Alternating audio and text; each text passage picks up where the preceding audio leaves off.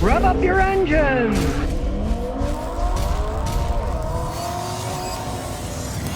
Unknown says, do you think they make cars harder to work on to get more money further down the line? I don't think that. I know that.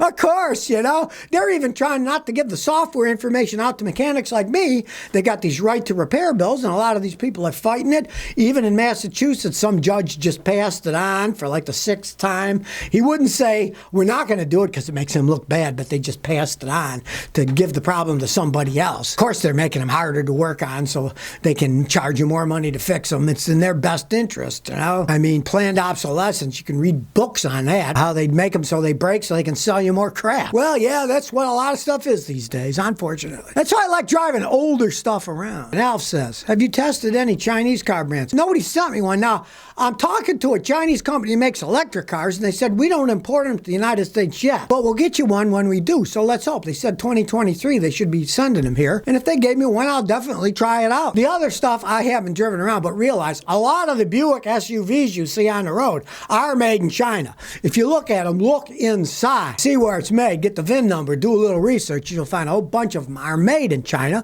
and they seem to be decent enough. I've got customers who own them. They're not complaining about them yet. Here goes, he says, Scotty, what's your thoughts on the GM 3800 V6? All right, the GM 3800 V6 is one of the best engines ever made. That said, they were in GM products that were often crap. The engines were great, but the transmissions and the rest of the vehicle, they weren't so great. But those 3800s were great engines. There's nothing wrong with the engines. Kind of like BMW. They make great, straight, 6-cylinder gasoline engines. Bulletproof if you take care of them, right? But the rest of the car is an endless nightmare of plastic and computer stuff that breaks and costs a fortune to fix. So, those are great engines. The problem is they got crappy trannies, crappy electronics, and their bodies rust out if you live up north where there's salt eats through them. So, the engines themselves were good though. Doris Simirason says, all-wheel drive manual cars, are they worth buying? Well, yeah, if you know how to drive a manual transmission, you know. Realize it's a different experience because you take those racy Subarus, right?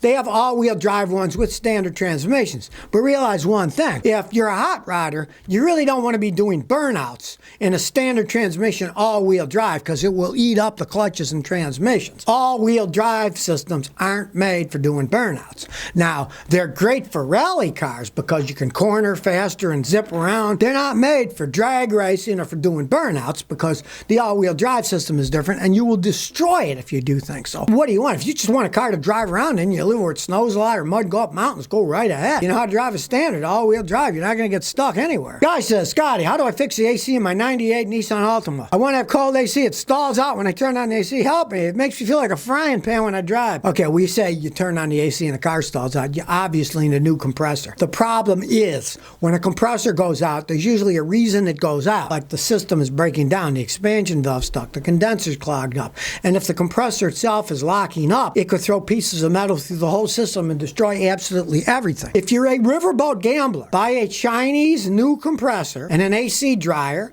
evacuate the system with a vacuum pump, fill it up with refrigerant and AC oil, and pray a lot. It might work. I tell people, you want to try, I'll do it for you, I'll give you a try. But if you really want to fix it right, you got to change the condenser, compressor, the evaporator, the expansion valve, the hoses, the whole 9 yards, because that's an old car. It's a 98. It's 25 years old, so there's a lot of crap that can go wrong. Isaac Reyes says, Scotty, what do you think of the Lotus with the Toyota V6 supercharged engine manual tranny? Do you think they're reliable? Well, I realize they're English cars ultimately, which are never all that reliable. It is a Toyota engine. Here's the problem. It's a Toyota engine that's been souped up. It's a supercharged engine. It's been beefed up. It puts out hundreds of more horsepower than the stock Toyota one does, but it's all souped up. And of course, you get less reliability when you soup up an engine. The English have always been good at souping up engines. The problem is they generally don't last all that long. Back in the 60s, Jags were the car to own, the Jaguars. But man, you better have a big wad of hundreds in your pocket to fix them because they break down a lot and they cost a fortune to fix. Brandon Britt said, I got a 10th generation Ford F-150, 4.6 or 6 years, the best, most reliable vehicle I've ever owned. Yes, if you take care of an F-150, it can last a long time. Now you got a 4.6. You got a normal Ford. If you would have gotten an EcoBoost one with the dual turbochargers and GDI injectors, you wouldn't be saying that probably. The fuel injection system runs at 1,000-something PSI instead of 40, so it wears out faster. The pumps have to pump it. They wear out faster. The turbochargers spin faster. They wear out, and there's two of them. So they're regular engines. Those 4.6s can last a long time if you just change the oil and the coolant and take care of them. They're a good design. DA says, Scotty, I got a 2015 Jeep Renegade. Yesterday, the gas pedal broke off. It was completely plastic. You think the extended warranty will cover it? Probably not, but realize one thing. You said you bought a Jeep Renegade. That is not a Jeep. That's a Fiat 500 four-wheel drive vehicle. It's an Italian rolling pile of junk. And unfortunately, you bought it probably thinking it was a Jeep. It is not a Jeep. It's a Fiat. And they just used the name Jeep, stuck it on an Italian product, and suckered a bunch of people thinking they got a reliable vehicle.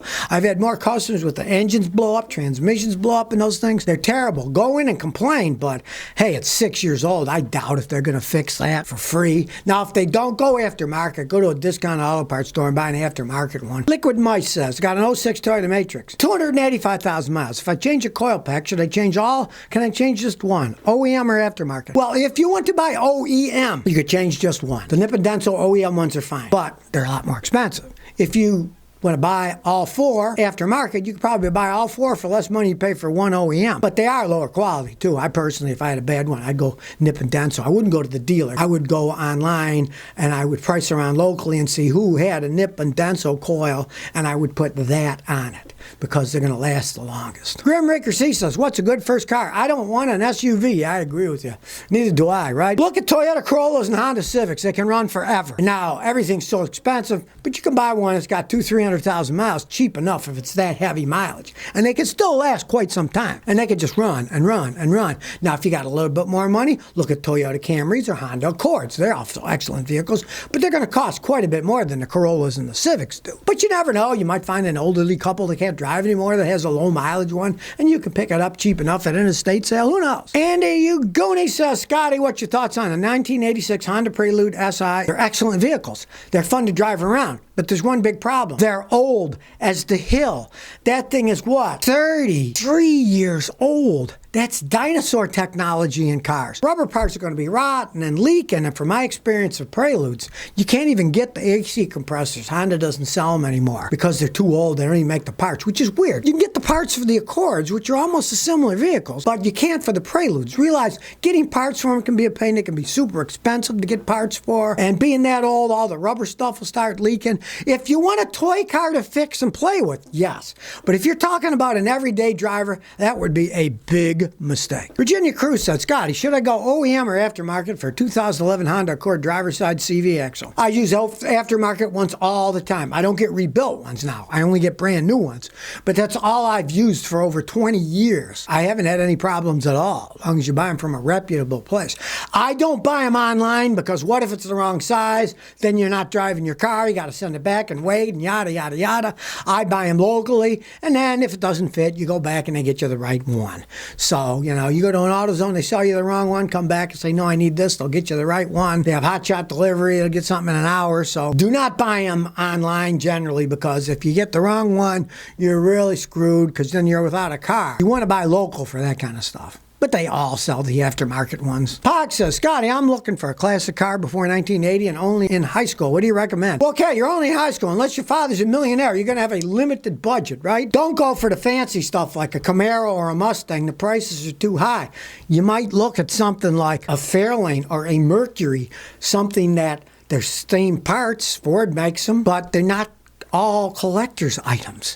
Like instead of going for Camaro or a Chevelle, you might go for a little bit lower one that still you can have fun in, but it is going to cost a fortune, because if you go for a classic, they're too expensive. Unless your daddy's a millionaire, have him get you a 67 Mustang or something, you know? If you're paying for it, yeah, you want to find a classic car that is within a budget that They're fun, but it's not a really collectible one, so the price won't be as high. Billy Lingerfeld says, what do you think of a 2022 Ford Transit Connect? They can be okay. The problem is there's all this marketing for vans at that size. They're okay, but they're not great. The problem is when you get into the van world and the transit type thing, truthfully, work vans, you got to go out and buy a Mercedes. They cost a fortune, but their diesels can run forever. Now in the bigger Ford stuff, yeah, and the bigger Chrysler stuff, they can work, but I mean, Chrysler, now it's Stellantis, right? They make a little bitty one that Fiat makes an engine for, and it's a pile of crap. A guy brought me one. It had like 6,500 miles. It was ready burning. Oh, the engine was clacking away, sounded horrible. It was an Italian piece of junk. So Ford's better than that, at least. So if you never want to miss another one of my new car repair videos, remember to ring that bell.